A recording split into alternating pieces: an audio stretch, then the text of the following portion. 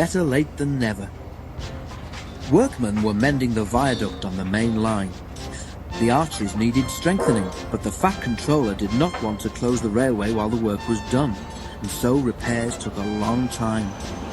The engines had to take great care when crossing the viaduct, and the delay often made them late at the junction.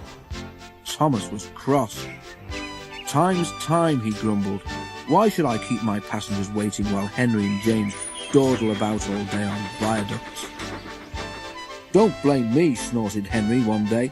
"If we hurried across the viaduct, it might collapse, and then you'd have no passengers at all. What would you do then, eh?" "Run my trains on time for one thing," retorted Thomas, and hurried away before Henry could answer. At the top station, Bertie was timed to arrive just after Thomas. His passengers soon found that instead of going straight from Bertie to their train, they were having to wait until Thomas arrived.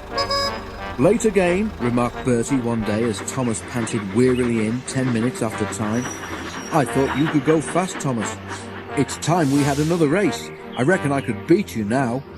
Thomas went bluer than ever and let off steam loudly. "Rubbish," he hissed fiercely. "I'd still beat you any day. It's those mainline engines. They dither about on their viaduct and then blame the Fat Controller's workmen. It's just an excuse for laziness, if you ask me." One day, James was later than ever at the junction. "I'm sorry, Thomas," he puffed as he came breathlessly to the platform. "I was held up at the big station, and the viaduct made it worse." "It's lucky for you I'm a guaranteed connection," snorted Thomas. He puffed importantly away, leaving James at a loss for words. "Peep, peep," whistled Thomas at every station. "Get in quickly, please." The passengers did their best, but Thomas soon found that he couldn't save much time. As they neared the tunnel, Thomas thought he saw a flash of red on the road beside the line. "That looks like Bertie," he said to himself. "But Bertie should have got to Farquhar ages ago." It was Bertie. Thomas stopped as close by as he could. "What's the matter?" he asked. "I feel dreadful," mourned Bertie. "All upset inside, and driver says he can't make me better." "Thank goodness you're late. Can you take my passengers, please? They'll never get home otherwise." "Of course," agreed Thomas.